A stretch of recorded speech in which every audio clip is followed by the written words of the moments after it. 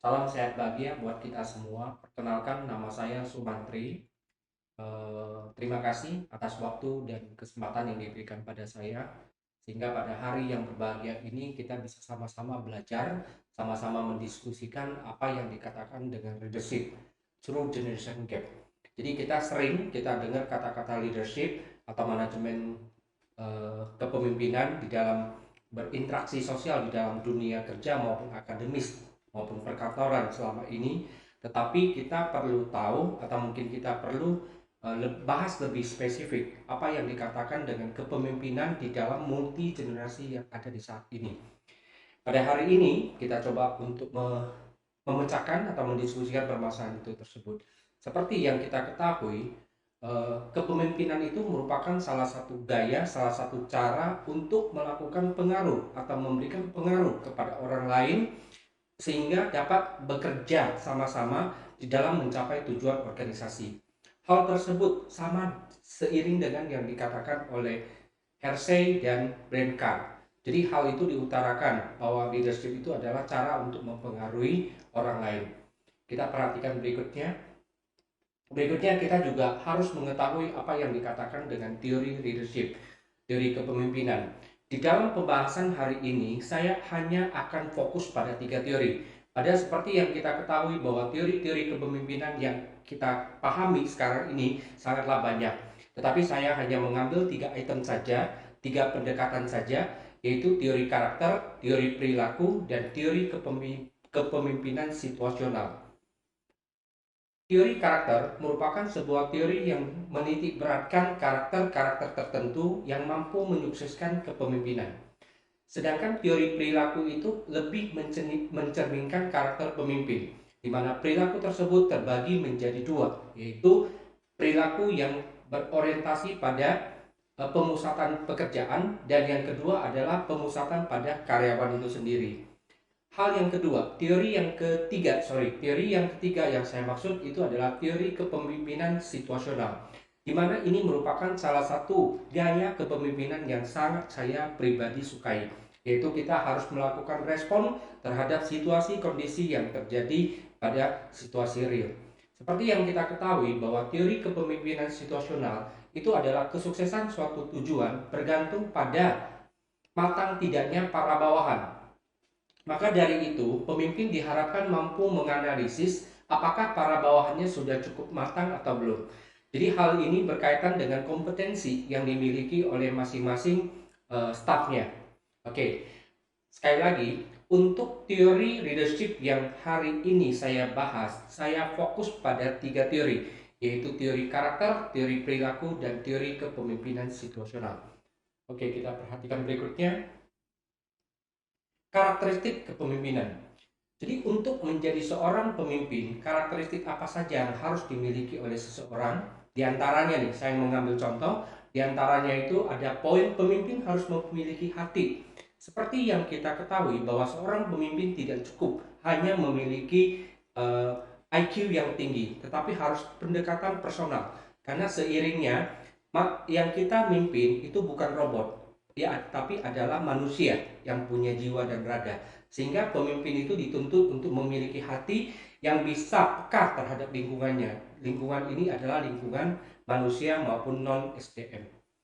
Yaitu kita harus mampu untuk mendengarkan saran-saran dan nasihat dari orang-orang yang ada di sekitar kita.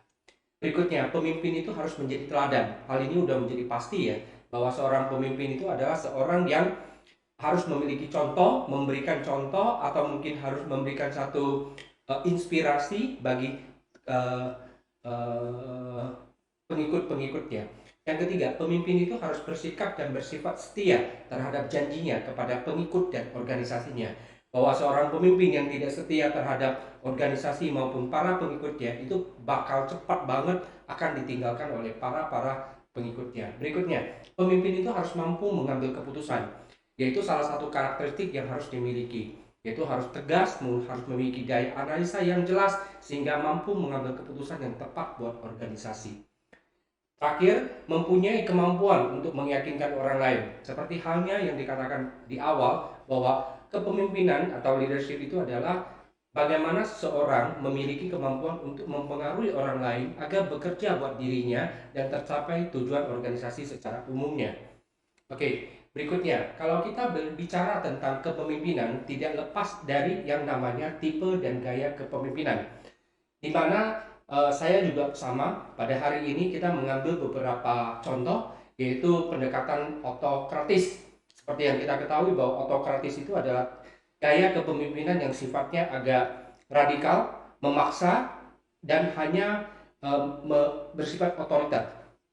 Yang kedua, transformasional. Ini adalah gaya kepemimpinan yang cocok diterapkan pada organisasi yang rentan terhadap perubahan. Jadi organisasi yang selalu siap dan sigap terhadap perubahan-perubahan lingkungan sekitarnya. Hal ini mungkin lebih cocok gaya kepemimpinan ini terhadap para bawahan atau pengikutnya itu adalah anak muda, sehingga sangat mudah dan sangat tertarik untuk terus-menerus melakukan perubahan. Oke, yang berikutnya tipe kepemimpinan karismatik.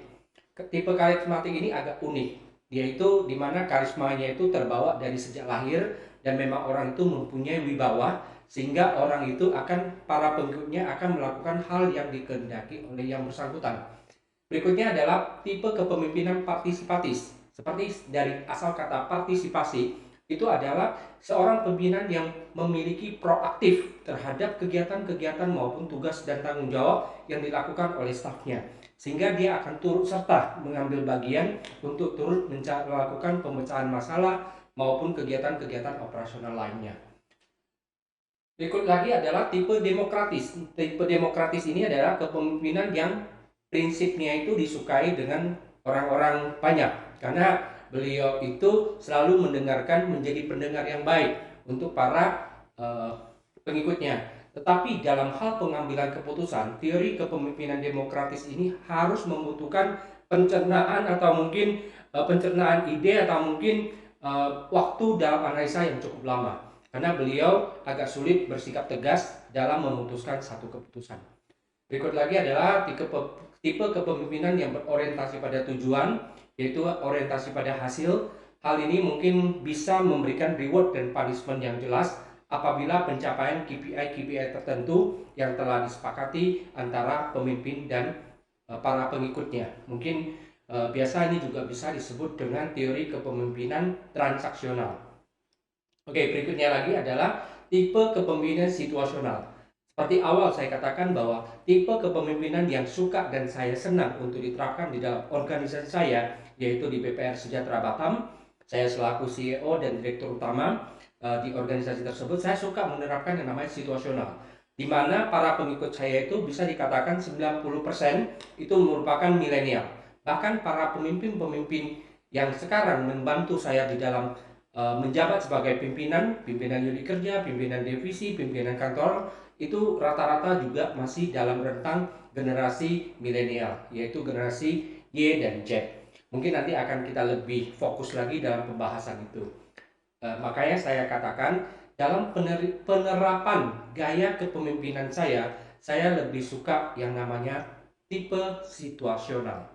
Oke, berikut lagi, terlepas dari karakteristik, tipe, dan gaya kepemimpinan, di dalam mempelajari manajemen kepemimpinan, kita juga wajib dan patut untuk mengetahui sifat-sifat apa saja yang harus dimiliki atau dituntut untuk dimiliki bagi seorang pemimpin. Di antaranya, satu, kesadaran akan tujuan dan arah.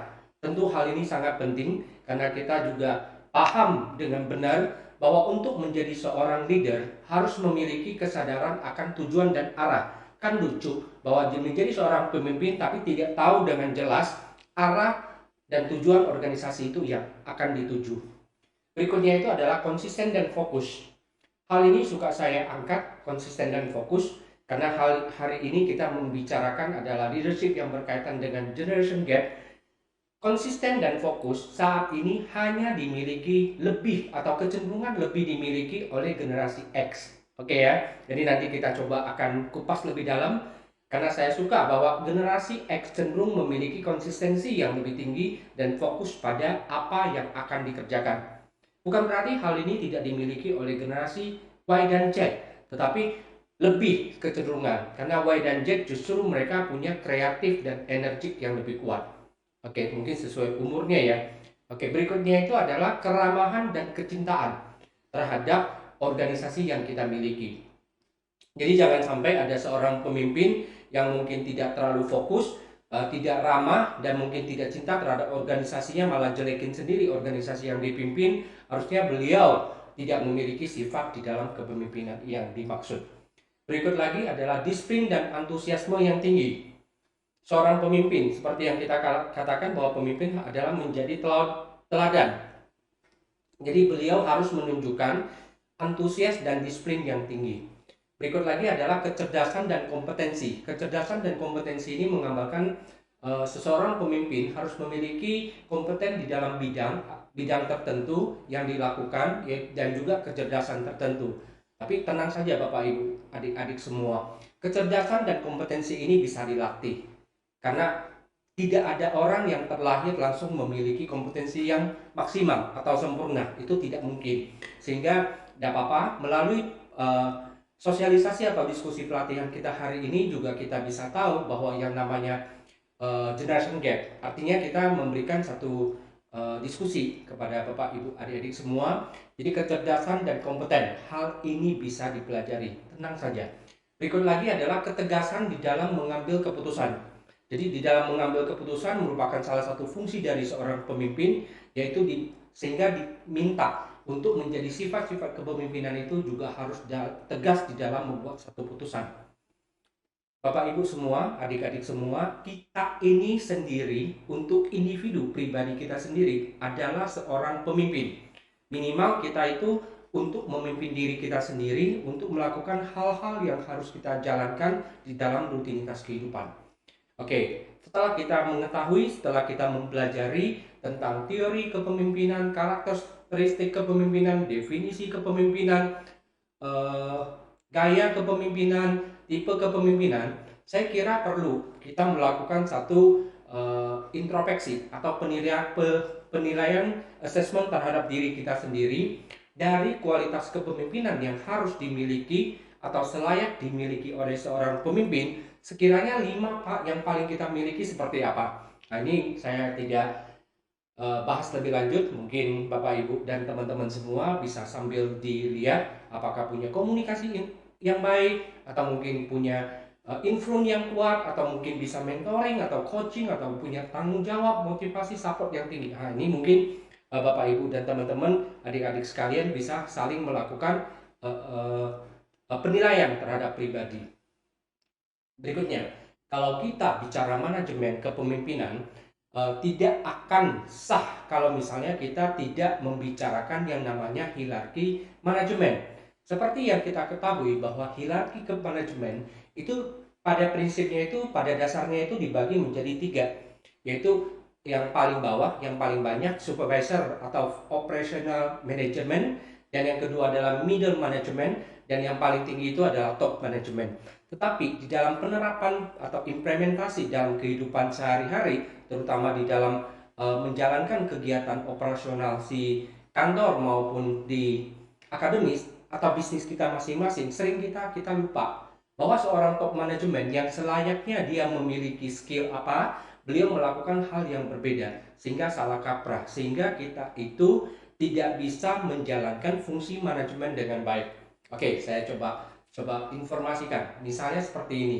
Seorang supervisor atau operational manager harus memiliki technical skill yang cenderung lebih besar.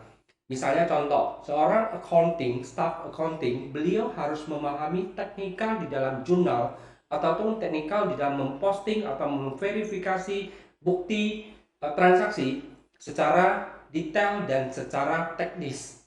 Oke, di samping itu juga beliau juga harus memiliki human skill yang warna hijau. Human skill tentu adalah interaksi, komunikasi, pengaruh antar manusia di dalam departemen maupun divisi maupun di dalam organisasi tersebut dengan baik. Dan tidak kalah loh, porsinya juga lumayan besar. Sedangkan yang kuning itu adalah conceptual skill. Oke, kecil sekali, tetapi tetap harus dimiliki. Jadi kita simpulkan dari dalam tabel skill, kebutuhan skill, dapat kita simpulkan bahwa di level paling rendah yaitu di operational management, kecenderungan lebih untuk dimiliki, dituntut untuk memiliki adalah technical skill. Berikutnya adalah human skill, baru conceptual skill. Kita lihat lagi, satu lagi yaitu middle management. Di dalam middle management kita bisa lihat bahwa antara tiga skill di mana untuk technical skill dan conceptual skill itu cenderung adalah stabil, cenderung adalah seimbang. Yang lebih besar justru ada human skill. Hal ini bisa kita simpulkan bahwa middle management itu cenderung harus memiliki kemampuan interpersonal dan komunikasi dan influence yang cenderung harus lebih baik. Hal ini kenapa? Karena middle management itu adalah satu level manajemen yang berada di antara top management dan lower management. Jadi beliau itu harus mengkomunikasikan arah tujuannya itu dari top management ke low management atau operational management. Itu mungkin menjadi satu tuntutan yang harus dimiliki oleh si middle management. Berikutnya lagi, top management. Top management kalau kita lihat dari kebutuhan skill yang kita lihat, itu ada kecenderungan berbeda dengan yang di paling lower, yaitu beliau memiliki technical skill itu cenderung sedikit. Sedangkan untuk co-human skill itu sama. Sedangkan yang paling besar itu justru yang dibicarakan dengan conceptual skill.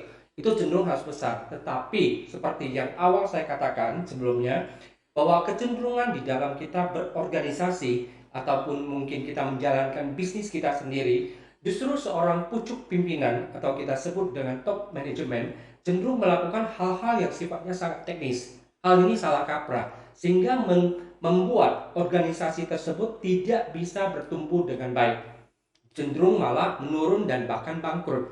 Hal ini mungkin menjadi satu perhatian buat Bapak Ibu, adik-adik semuanya. Sehingga kita harus lebih tahu di dalam pembagian tugas harus disesuaikan dengan level manajemen. Oke, berikutnya lagi, kalau kita kaitkan dengan transformasi leadership, kepemimpinan transformasi. Pada awalnya sudah saya katakan bahwa kepemimpinan transformasi adalah gaya kepemimpinan yang diterapkan pada satu organisasi yang cenderung mengalami perubahan dan siap sigap melakukan perubahan itu sendiri. Apalagi di kondisi pandemi COVID-19 ini. Perubahan itu sangat cepat dan memang wajib harus dilakukan. Makanya saya mengangkat transformational leadership model. Di mana ini mudah dipahami, yaitu kita harus tahu bahwa seorang pemimpin dituntut untuk memiliki 4 kemampuan mendasar, baik buat jangka panjang maupun jangka pendek si organisasi atau usaha, maupun secara internal maupun eksternal. Coba kita lihat satu-satu. Jadi fungsi seorang pemimpin secara internal dan jangka pendek, beliau itu harus sebagai pembina atau coach. Jadi seorang pemimpin itu jangan hanya bisa menyalahkan bawahannya atau stafnya tidak bisa bekerja dengan baik, tetapi beliau itu lupa bahwa salah satu fungsi yang harus beliau terapkan itu justru harus beliau sebagai seorang coach atau pembina. Jadi kalau misalnya ada yang kurang paham, harus beliau yang melakukan coaching terhadap beliau. Oke, secara internal dan jangka pendek beliau harus sebagai coach. Bagaimana dengan eksternal? Jangka pendek dan eksternal, seorang pemimpin itu harus bisa menjadi juru bicara. Juru bicara atau spokesperson itu adalah manusia yang bisa mewakili si perusahaan itu dalam berinteraksi, mengkomunikasi visi, misi, tujuan, produk, dan lain-lainnya, mewakili si perusahaan. Tetapi harus memiliki dasar dan kompetensi yang cukup. Jangan asbun, sehingga justru akan mengakibatkan perusahaan itu gagal dipahami atau gagal dipercayai oleh masyarakat secara umum, sehingga secara langsung atau tidak langsung akan mempengaruhi konsistensi atau eksistensi si perusahaan itu di mata nasabah. Oke, jadi tugas kedua secara eksternal dan jangka pendek, seorang pemimpin itu harus bisa sebagai juru bicara. Secara internal dan jangka panjang, seorang pemimpin itu harus menjadi agen perubahan. Jadi di dalam fungsi seorang pemimpin tidak ada dan tidak boleh ada seorang pemimpin yang tidak mau berubah. Selalu bicara zamanku itu tidak bisa. Jadi seorang pemimpin itu harus secara jangka panjang dan internal, beliau itu harus siap dan selalu siap untuk terus melakukan satu perubahan. Seperti yang saya suka katakan kepada para karyawan saya, staf saya, manajer saya mengatakan bahwa saat ini mohon setiap pimpinan harus terus-menerus untuk melakukan update atau continuous improvement terhadap kompetensi yang dimiliki. Karena sekarang ini sama halnya di masa pandemi ini, kita kelola bisnis itu sama halnya dengan kita mengendalikan pesawat yang di tengah cuaca buruk dan petir besar. Salah saja keputusan yang kita ambil itu bisa mengakibatkan pesawat kita jatuh dan semua penumpang yang ada di dalam company kita itu akan turut serta gugur dan hilang. Oke, jadi seorang pemimpin saya mohon untuk lebih sigap dan terus-menerus melakukan continuous improvement. Fungsi yang keempat, yaitu secara jangka panjang dan eksternal, seorang pemimpin itu diharapkan mampu sebagai penentu arah. Misalnya halnya seperti cerita yang pesawat tadi, bahwa seorang kapten, seorang pemimpin di dalam satu perusahaan harus mampu untuk menentukan arah kebijakan maupun strategi yang akan diterapkan secara operasional maupun strategik jangka panjang. Taktis apa saja yang wajib dan harus dilakukan oleh oleh si pemimpin tersebut di dalam mendrive atau mengcoach atau membicarakan maksud tujuan tersebut kepada umum, sehingga dapat disimpulkan bahwa di dalam transformation leadership model, seorang pemimpin wajib memiliki 4 kompetensi, yaitu satu sebagai coach, yang kedua sebagai spokesperson, yang ketiga sebagai change agent, dan yang terakhir adalah direction, adalah sebagai penentu arah. Oke, berikutnya mungkin ini adalah gambaran secara umum tentang manajemen kepemimpinan yang saya bahas. Selanjutnya saya akan lebih fokuskan pada multi generasi. Oke, selanjutnya setelah kita bahas panjang lebar tentang manajemen kepemimpinan secara umum, sekarang lebih khusus atau spesifik kita akan fokus pada yang namanya multi generasi. Pasti banyak timbul pertanyaan, apa hubungannya sih antara multi generasi dengan kepemimpinan atau leadership yang kita bahas? Apa sih urgensi yang harus kita pertimbangkan sehingga ini menjadi satu topik yang pada hari ini saya memberikan kepada Bapak Ibu adik sekalian. Hal ini ditentukan oleh 2 kondisi, yaitu perubahan kondisi demografi global dan juga yang kedua adalah peristiwa yang spesifik. Perubahan kondisi global, kondisi demokrasi global bisa kita lihat dari 2 hal. Satu, yaitu terjadi peradaban antara negara adikuasa dari barat, di mana perekonomian yang biasanya dikuasai oleh Amerika Serikat sekarang telah berubah dan pindah ke timur, yaitu di Asia, yaitu negara Tiongkok dan negara India. Itu terjadi perubahan kondisi demografi global yang sangat signifikan. Oke, dan juga tidak bisa kita pungkiri bahwa di dalam angkatan kerja saat ini yang masih aktif di dalam dunia kerja itu telah terjadi multi generasi, yaitu demografinya berubah, tidak hanya dikuasai oleh 1-2 angkatan saja, tapi bahkan sekarang itu masih ada 4-5 generasi yang masih aktif di dalam angkatan kerja. Oke, yang kedua, peristiwa spesifik. Di mana peristiwa spesifik yang terjadi adalah misalnya sejak Maret 2020 sampai dengan sekarang kita itu masih dilanda pandemi COVID-19 yang telah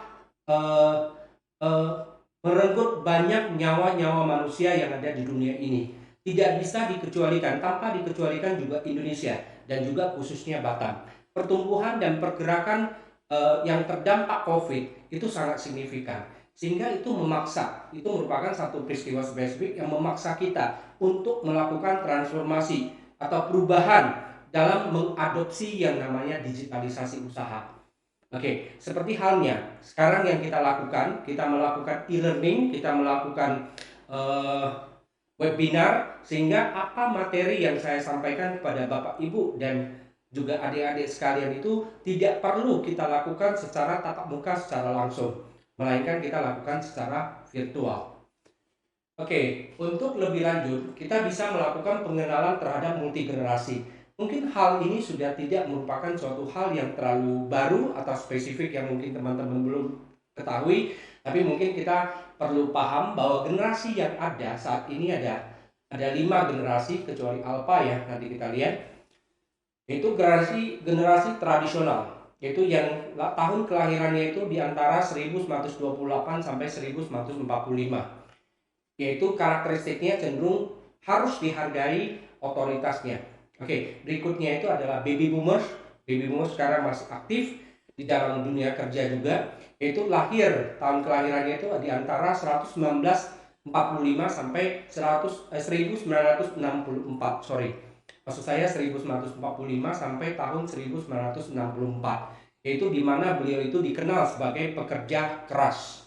Jadi bekerja keras, mungkin bekerja tanpa memperhatikan jam kerja sama sekali, intinya berbakti buat organisasi di mana beliau aktif dalam bekerja.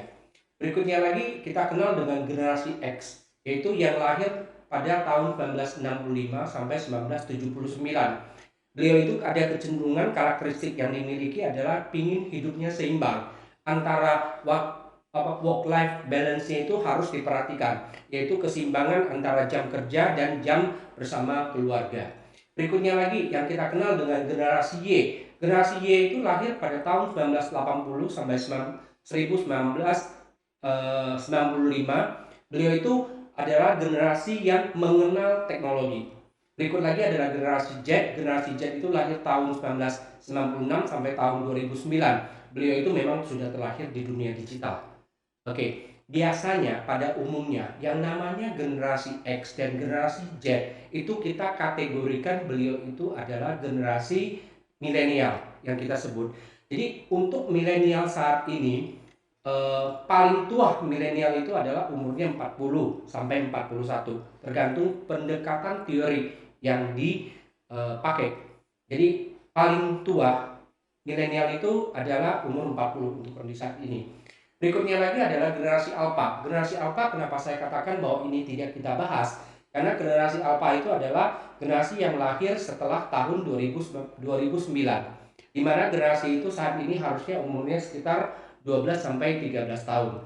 Dan seharusnya belum masuk di dalam angkatan kerja, yaitu dewasa 18 tahun ke atas atau mungkin 18 tahun, ini belum. Jadi karakteristik secara spesifik di dalam dunia kerja belum bisa kita analisa. Jadi 5 generasi, 4 sampai 5 generasi ini masih aktif di dalam organisasi. Seperti contohnya, di dalam organisasi yang saya pimpin, yang tadi saya sebut yaitu BPR Sejahtera Batam, kami terdapat 4 generasi.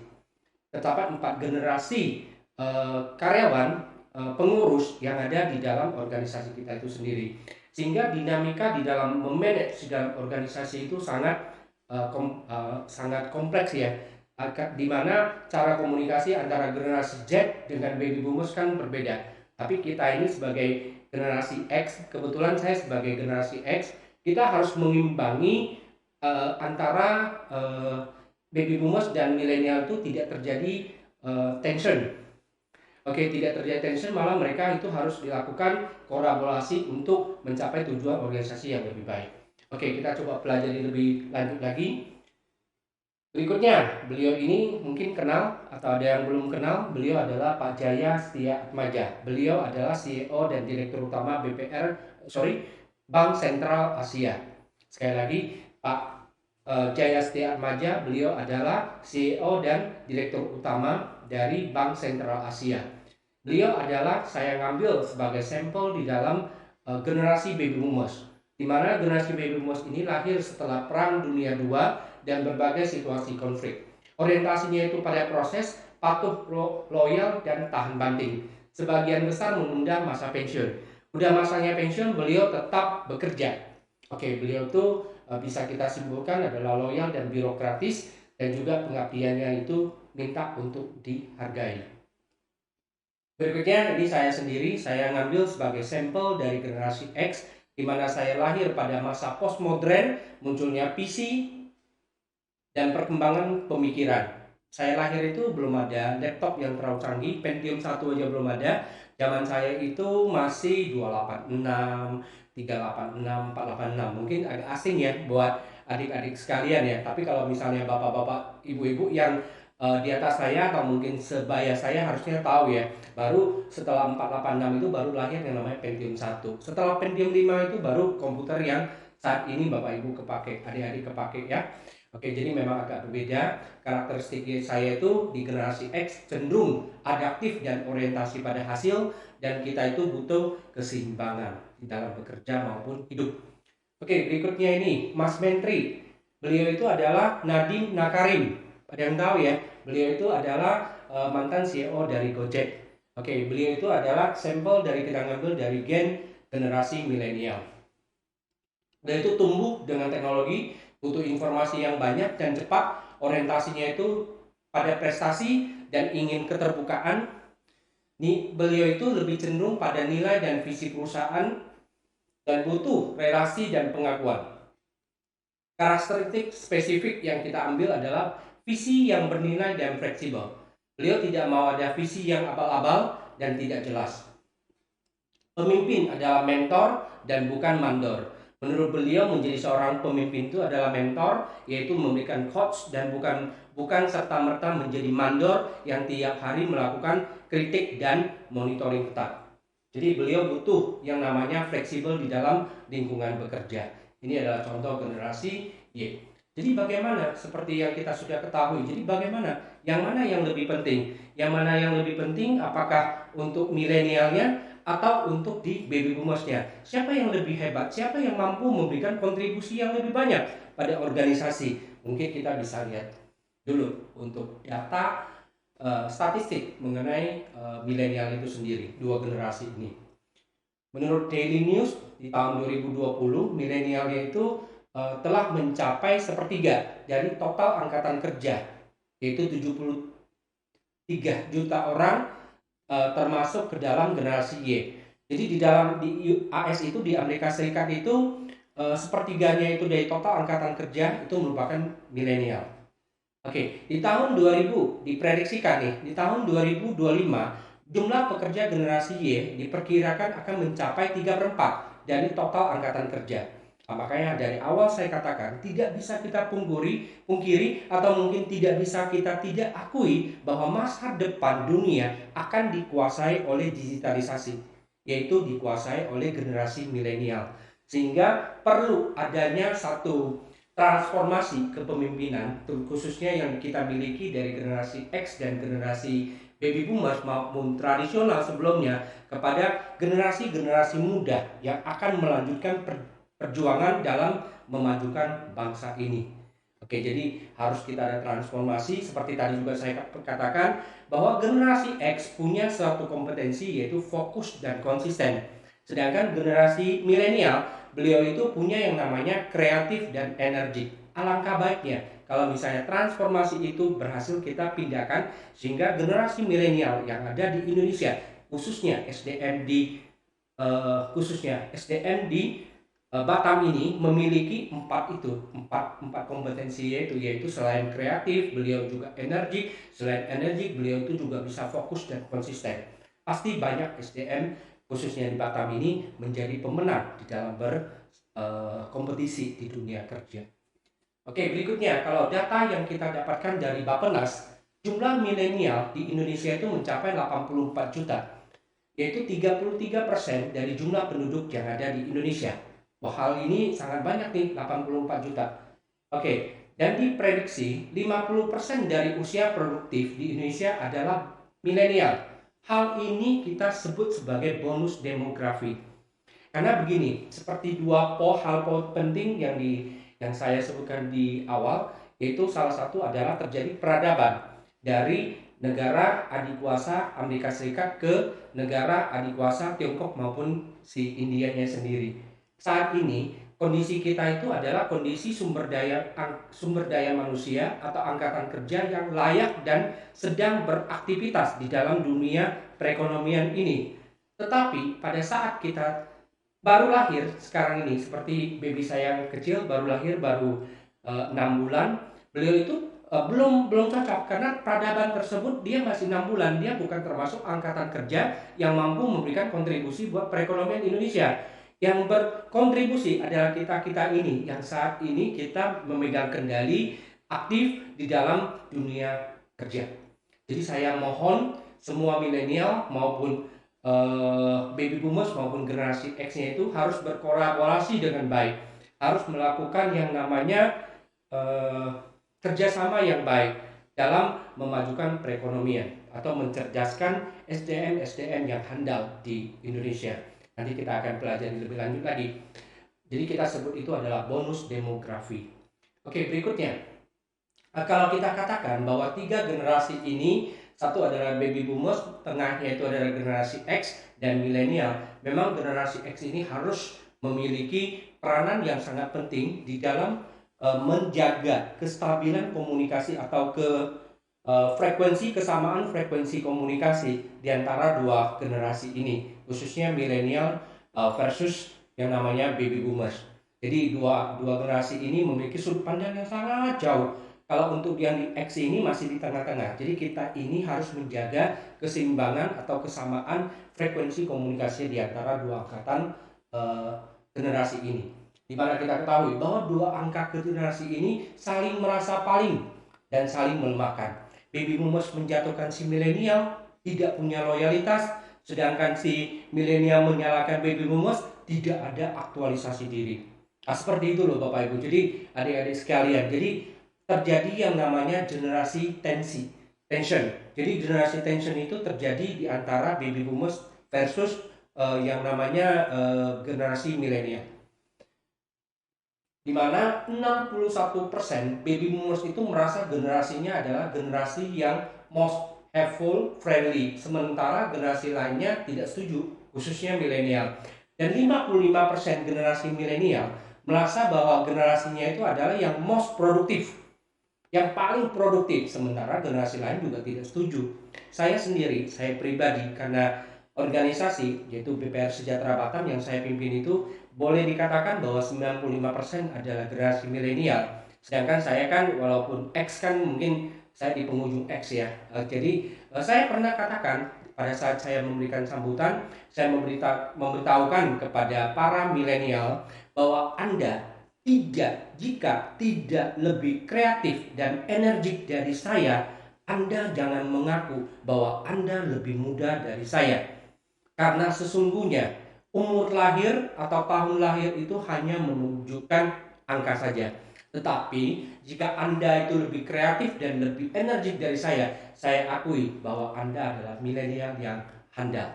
Oke, jadi berikutnya untuk yang kita lakukan atau kita hindari di dalam organisasi behavior sehingga tidak terjadi yang namanya generational tension di dalam organisasi yang akan menghambat dan membuat organisasi jadi stagnan dan tidak bisa akur di dalam pertumbuhannya. Nah, ini harus kita perhatikan dengan cermat, khususnya generasi baby boomers versus generasi milenial. Di mana kita tahu dengan adanya generasi tension di dalam satu organisasi, kualitas kerjasama itu akan jadi memburuk, sehingga akan memunculkan yang namanya konflik, baik konflik permasalahan maupun konflik manusia, dan ketidakpuasan dalam bekerja. Berikutnya adalah kurangnya saling pemahaman, sehingga kita itu harus lebih terbuka, harus sering ada kegiatan atau diskusi yang dilakukan oleh dua generasi ini. Berikutnya, penyebab utamanya itu adalah tidak saling memahami, perbedaan gaya kerja, dan minimnya kesediaan di dalam berbagi. Jadi tidak ada satu kolaborasi yang lebih baik sehingga cenderung akan menjadi tensi generasi yang justru berdampak negatif terhadap pertumbuhan di dalam satu organisasi. Jadi hal itu sangat penting harus kita perhatikan. Berikutnya lagi ini ada satu video sih ya yang bisa kita coba lihat ya. Mungkin saya kasih contoh sebentar. Eh,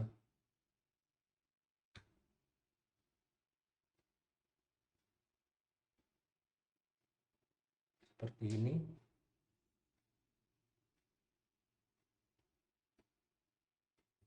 Ini adalah contoh dari pembicaraan atau komunikasi antara dua generasi.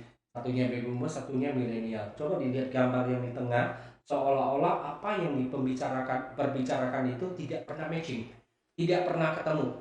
Karena sama-sama menjaga satu posisi atau menjaga satu kondisi yang dua-duanya itu tidak mau ngalah, sehingga terjadi generasi tension.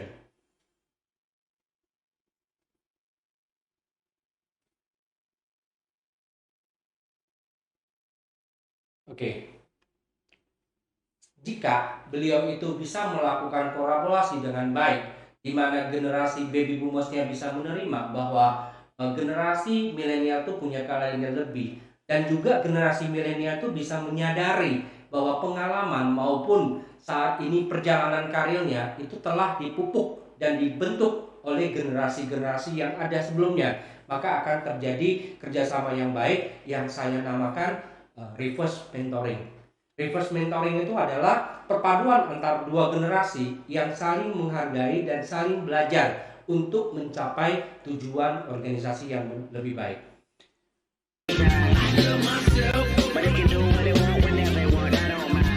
My wife has been gone for 3.5 years. I miss her in every way. And retirement, that is an ongoing, relentless effort in creativity. At first, I admit I enjoyed the novelty. I sort of felt like I was playing hooky. I used all the miles I'd saved and traveled the globe. The problem was, no matter where I went, as soon as I got home, there'd nowhere to be. Thing hit me like a ton of bricks. I realized the key to this whole deal was to keep moving. Get up, get out of the house, and go somewhere. Anywhere. Come rain or shine, I'm at my Starbucks by 7:15. Can't explain it, but it makes me feel part of something. How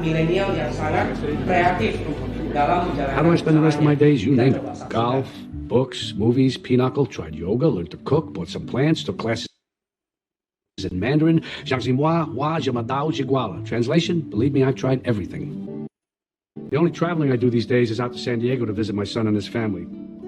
They're great, I love them to pieces, but to be honest, I think I probably relied on them way more than I should. Don't get me wrong, I'm not an unhappy person. Quite the contrary. I just know there's a hole in my life and I need to fill it. Teman-teman Bapak Ibu bisa lihat ya. Soon.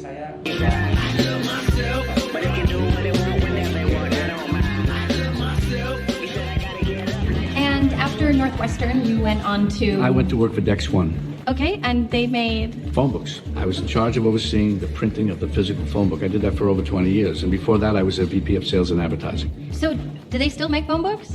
I mean, doesn't everyone just Google numbers? I believe they do, but before Google, that was how you got it. Oh, no, yeah, I get it.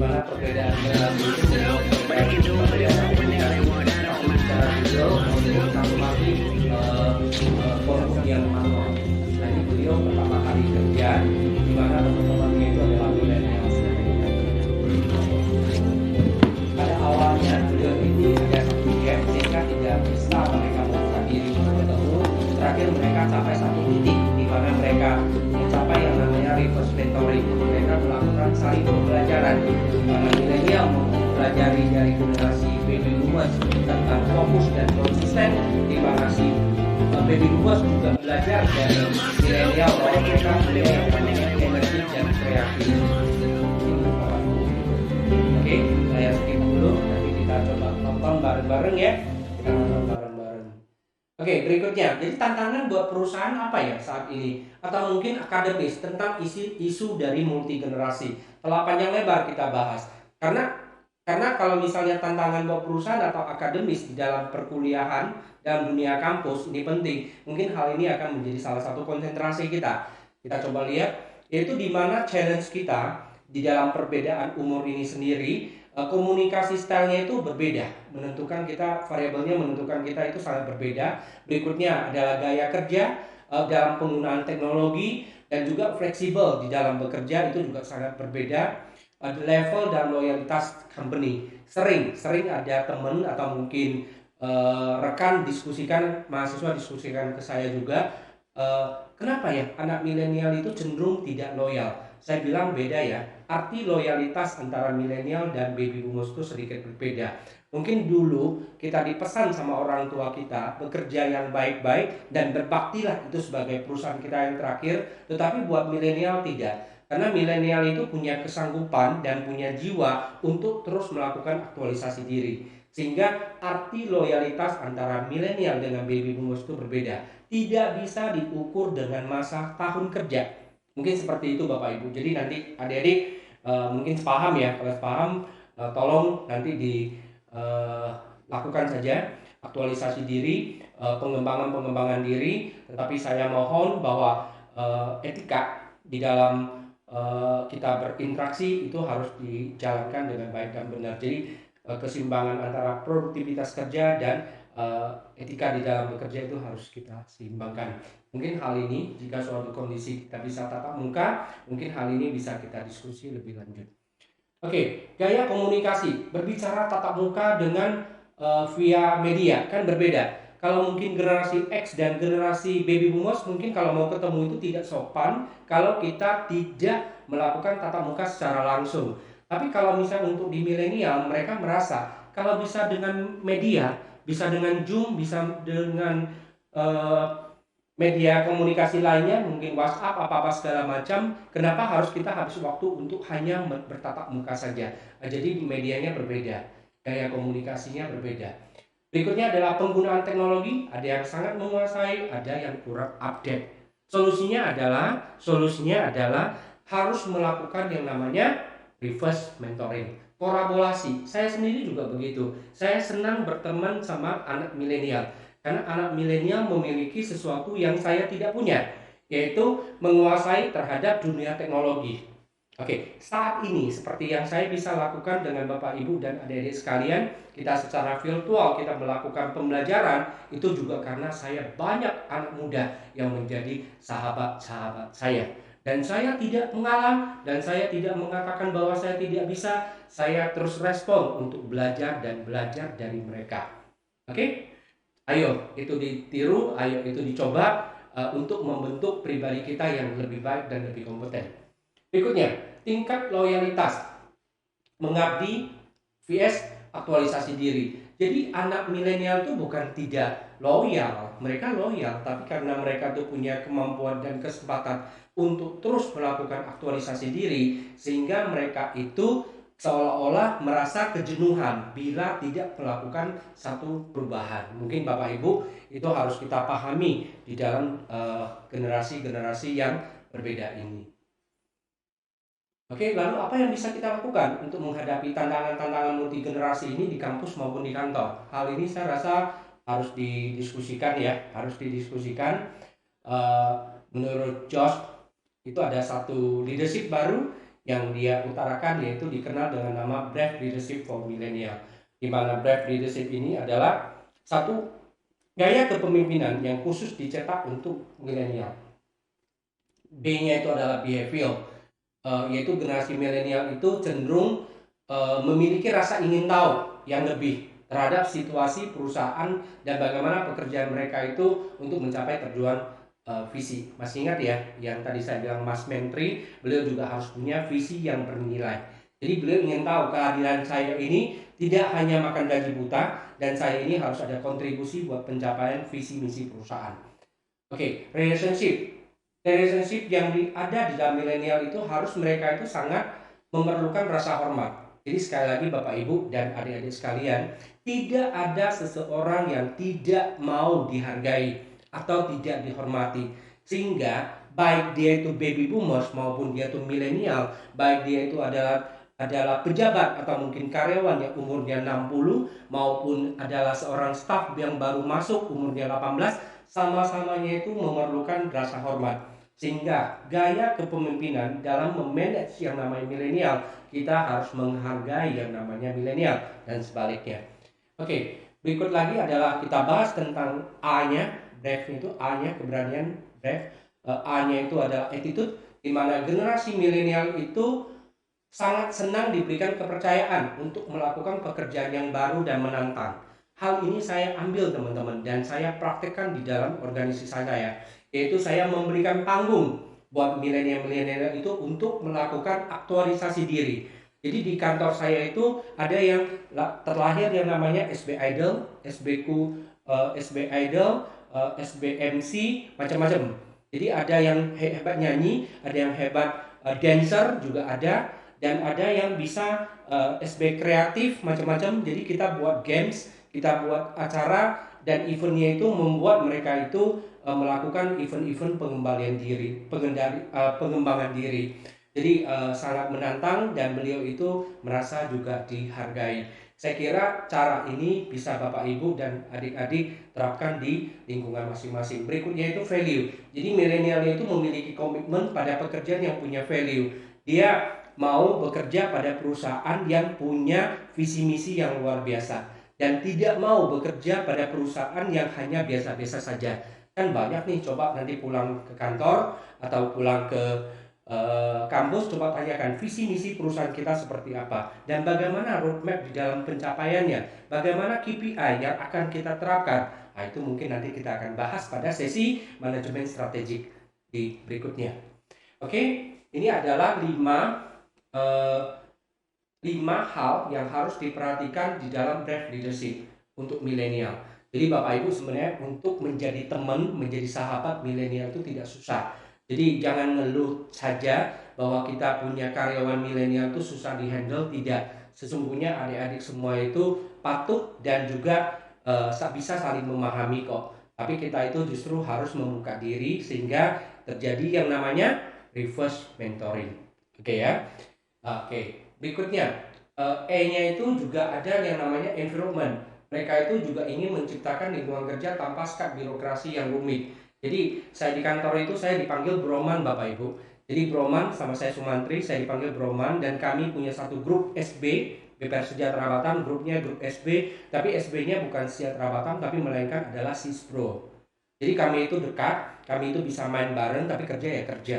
Jadi kerja itu punya tata cara yang disiplin dan tegas, tapi di satu sisi di luar kerja itu kita punya hubungan pribadi yang juga dekat.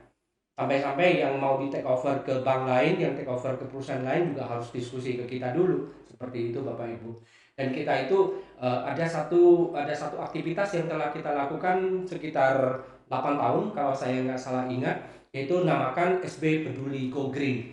Jadi kita itu kerjasama dengan pemerintah Kota Batam untuk melakukan penanaman pohon ketapang, di mana 3 tahun terakhir ini walaupun pandemi, di tahun 2020 dan 2021 ini kami telah menanamkan lebih dari 1000 pohon di Kota Batam ini. Di jalan-jalan besar kalau ada pohon ketapang itu ditanam oleh Sisbro dari BPR Sejahtera Batam bekerja dengan pemerintah Kota Batam yang dalam hal ini dibantu oleh Karang Taruna Kota Batam. Nah, itu menjadi satu nilai plus dan menjadi satu nilai lebih untuk menarik para milenial itu untuk berkolaborasi dengan organisasi yang kita pimpin ini. Oke, mungkin selanjutnya kita akan pada slide ini yaitu teknik di dalam meningkatkan produktivitas milenial. Karena judul besar dari pembahasan kita hari ini adalah manajemen kepemimpinan, saya harapkan para pemimpin-pemimpin milenial wajib mengetahui bahwa di dalam memanage angkatan kerja yang akan tumbuh dengan pesat yaitu angkatan kerja milenial ada cara-caranya, ada tipsnya, ada tekniknya. Yaitu yang pertama harus mengkolaborasikan kerja daya kerja dengan alat. Jadi kita di kantor itu harus menyediakan yang namanya work style dengan tools yang jelas. Jadi jangan sampai di kantor itu masih gaptek, tidak punya internet, milenial tidak akan tertarik. Yang kedua, tidak akan menunjukkan kemampuan kerja yang baik. Yang kedua, team building dalam setiap event. Jadi harus sering, kayak saya katakan bahwa kita harus sering mengadakan acara informal sehingga terjadi reverse mentoring yang baik dari generasi-generasi yang ada. Terus harus menggunakan teknologi, harus bicara teknologi, terus harus punya leadership coaching karena milenial itu mengharapkan kita itu leader sebagai mentor bukan sebagai mandor, dan juga harus melakukan mentorship program pengawasan dan juga manajemen training in leadership approach. Jadi harus ada pendekatan leadership yang baik. Terus berikutnya adalah one-to-one employee managed meeting dan juga yang terakhir adalah workshop for sharing and learning. Jadi harus ada workshop yang mereka itu diberi kesempatan untuk saling belajar sesuatu yang baru. Mungkin itu Bapak Ibu, teman-teman, adik-adik semua topik yang saya ngambil hari ini yaitu tentang judul besarnya adalah manajemen kepemimpinan, tetapi kita lebih spesifik membahas tentang leadership through generation gap. Ini ada lanjutannya Bapak Ibu. Kalau Bapak Ibu dan adik-adik masih tertarik lanjutannya, kita akan pendekatannya itu pada yang namanya karakter mapping.